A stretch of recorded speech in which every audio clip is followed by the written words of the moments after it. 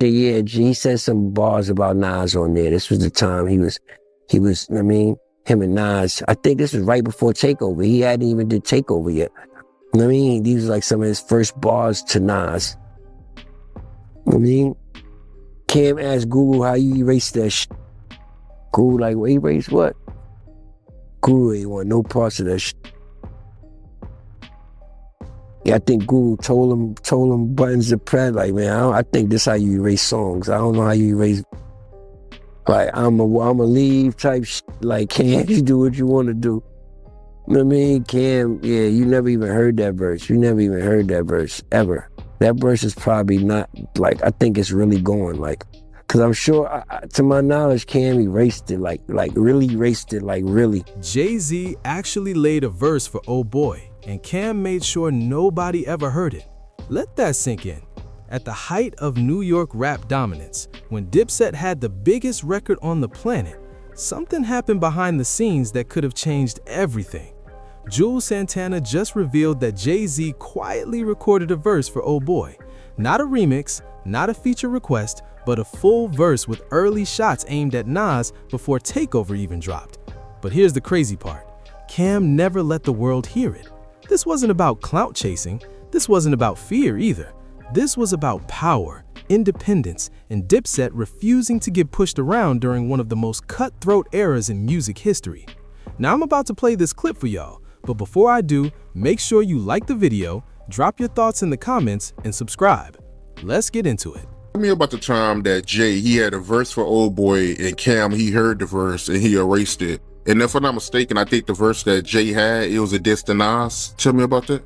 Yeah. So this was before the New York City joint, of course, because Oh Boy was out. This was like the biggest record in the world at the time. You know what I'm saying?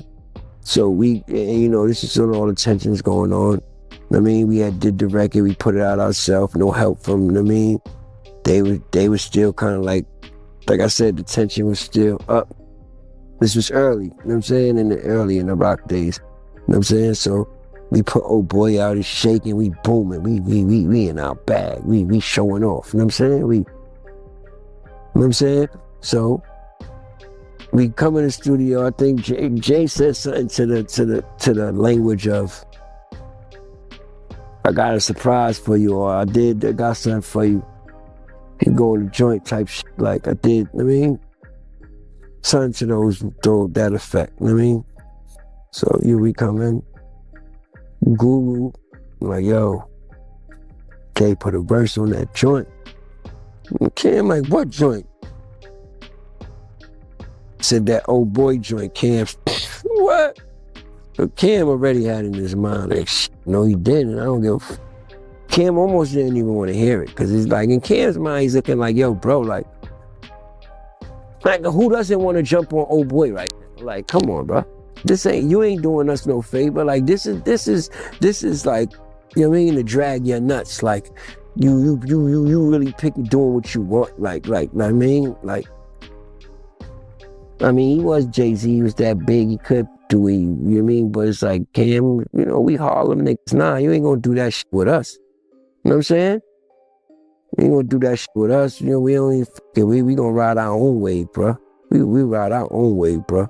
We good. You know what I'm saying? And that's how it was. You know what I'm saying? No love lost, no, what I mean? But we came here, we did it without you, so why the we need you now on this record? Nobody needs you on this record right now. This is not what we need you for. You know what I'm saying? You know what I mean? You should either came through before that or let's do something new that's like, yeah, it's really like New York City, which I felt was the better record for them to do. You know what I mean? Because it made a bigger splash. It wasn't like he just jumped on a remix of something that was out. But to answer your question, yeah, he said some bars about Nas on there. This was the time he was, I mean, him and Nas. I think this was right before Takeover. He hadn't even did Takeover yet. You know what I mean? These were like some of his first bars to Nas. You know what I mean? Cam asked Google how you erase that shit. Google like, well, erase what? Google ain't want no parts of that shit. Yeah, I think Google told him buttons to press. Like, man, I think this how you erase songs. I don't know how you erase.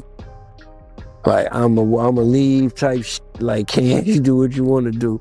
You know what I mean? Cam, yeah, you never even heard that verse. You never even heard that verse, ever. That verse is probably not, like, I think it's really going, like, because I'm sure, to my knowledge, Cam erased it, like really erased it, like, really. And I'm sure Jay didn't go back and relay it after he found out Cam erased it. You know what I'm saying? So that's just like a dead verse. And I know the verse. So if I heard it on another song, I would have been like, oh, that was the verse right there. And I know all Jay-Z shit, just like I know all Cam shit. So that verse is just like a hidden gem. Y'all find that joint. Y'all good. Was it a good verse? It didn't do nothing for the record. Like, you know what I'm saying? It didn't make the record bigger or better. It was just Jay-Z on Oh Boy. And it's not to make anybody take anything you say about Jay. They guys balls. I'm probably a bigger Jay-Z fan than you, Nick. Shut up. Like, it just being real. Like, that's what it is. Like, it wasn't of course it was a Jay verse, but it wasn't like, it wasn't New York City. New York City was better for them to do. Like I said, that was a better choice of a record for them to do. All that would have been was like Jay rapping on Oh Boy. Even to this day, you wouldn't have been like, Oh Boy would have still been Oh Boy, because it was already Oh Boy. Like, it was as big as it was. Like look what Oh Boy is today, and you never heard Jay's verse. You get what I'm saying? You get what I'm saying? It didn't need it. It did that song. Some shit just didn't need it, and that song was crafted perfectly already. Without, you know what I mean, everything don't need everybody. Everybody can't dance to every tune. That was like, sorry, Jay, couldn't bully your way onto that one.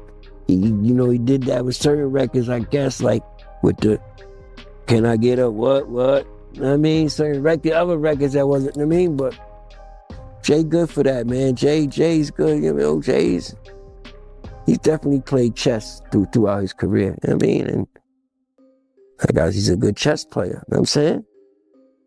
That don't mean he's definitely played chess. He know how to maneuver. Like he said, know how to move in a room full of vultures. Hey, yo, you heard about the story, Petey Crack told about how he had a record with Cam and Jay, he deleted the verse? That's probably why, because he probably heard what Cam did to his.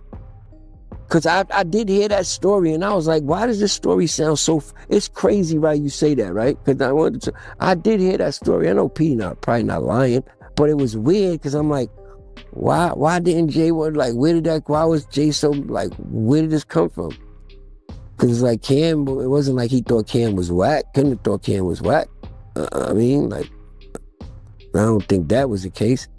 It had to be something, I don't know. I think it had to be because of that, honestly. Because Jay found out, I don't want to hear this nigga. He erased my verse, you know what I mean? I don't know. You literally have to be a question you kind of more or less ask one of them. But that if I could guess, that's just what I would guess.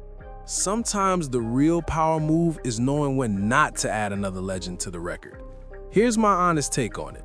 Cam protecting old boys wasn't disrespect, it was vision.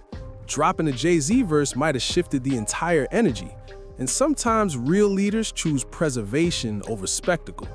That lesson applies to both music and business. Jay-Z was clearly playing chess too, with early Nas tension and long-term positioning in mind. That's elite awareness right there. At the same time, Dipset standing firm showed something just as important. You don't need validation when your momentum is already undeniable. Harlem proved that success doesn't always come from stacking big names. Sometimes it comes from trusting the product. Most diamond-level records like that are built on simplicity and timing, not features. That's exactly why Oh Boy still hits today without extra verses or remixes. So let me ask y'all this. Did Cam make the right call keeping Jay-Z off Oh Boy? Or would that moment have been even bigger with that verse? And how does Juelz Santana's honesty change the way you see Jay-Z and Cam'ron's relationship back then? Let me know what you think in the comments. And don't forget to like and subscribe. Peace.